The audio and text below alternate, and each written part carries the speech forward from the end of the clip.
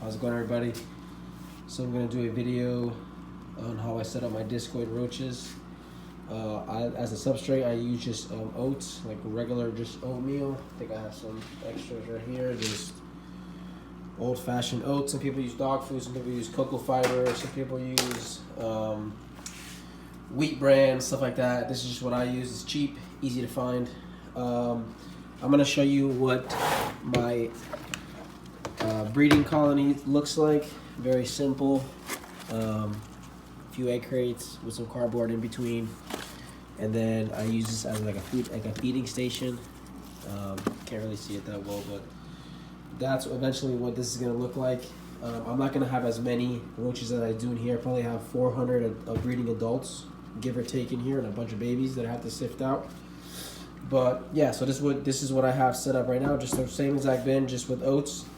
You're gonna need some egg crate. Take some regular egg crate. Start stacking them up. Also, what you want to do is just take some cardboard, just simple cardboard. Place it there, so that way the egg crates don't fold on each other. I know there's a stacking method, but it's never worked for me. So this is what I use. Again, just cardboard. Just like that. Stack them. You want everything to be nice and tall. The more space you can make, the better for the roaches. Especially when you're gonna have a bigger colony. You want to have as much space as you can in your guys' tubs. Okay. You can see some people like to stack them like up vertically. Laying them flat, but I like to lay like this so that way all the frass and the food and the dead roaches fall to the bottom and they don't stay stacked up. Okay, one more egg crate. Perfect. So everything is nice and tight, as you can see here. And then I have an extra one that I like to lay flat on this side, so they can hide under there. The babies can hide and feel more secure. But yeah, that's pretty much very simple. So now what I'm gonna do is I'm gonna pop some holes into this top, very similar to how I have these. I like to put a lot of air holes just because I like the ventilation, and they're on a heat pad, so I don't like to put too much heat in there. But this is how I do it. So I'm gonna go ahead and make these cuts just with a 2-inch circular bit, like a revolving saw, and they'll come out like that. So give me 1 second. I'll be right back after I get done with the cuts. Alrighty, we're back. So as you can see, same as that one, just a little bit more messy. Just trying to rush, and I didn't want to be boring by showing you how to cut circular holes and putting screen, but you guys get the point. So once all that is taken care of, and you have your oats and you have your egg crate and your cardboard in there, now I'm gonna move over the roaches.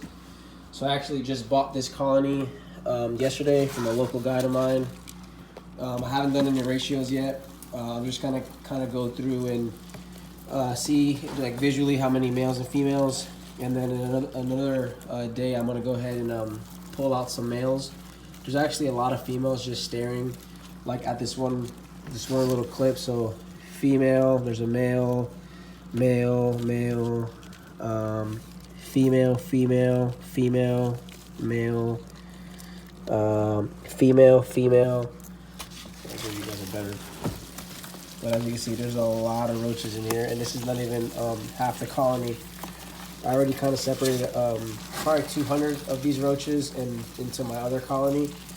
But there's a lot of females in here. There are some that have like this female has her wings chewed. So I'm definitely going to have to go in and do a better job at the ratio. I like to do 4 females to every 1 male. But that's very easy. Like I said, the males, where is there a male? The males are a lot smaller than the females, and they're a lot more shinier. And like they're lighter, so that'd be a male. You can see it. And then a female would look like this. She's a little bit more wider, and her wings don't cover all her body. You can kind of see her butt on the end.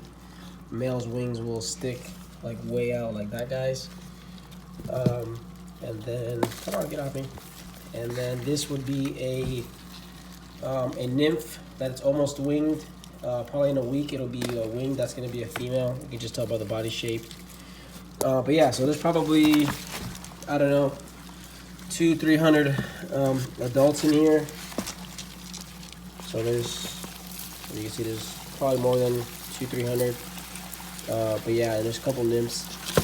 So I'm gonna go ahead and move these guys over, and then once I'm done, I'm gonna show you guys how it looks with them fed and situated. All right, so what I ended up doing is actually hand counting out, give or take. I stopped really counting one by one after around 70, so I probably have anywhere from 70 to 100 females in here, and then I threw in about 30 males in here.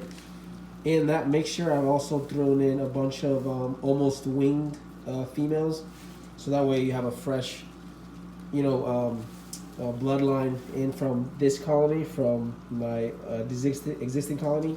So that way you kind of keep a different bloodline going in there. It sounds stupid, but it actually helps with your numbers. And then, as you can see, I still have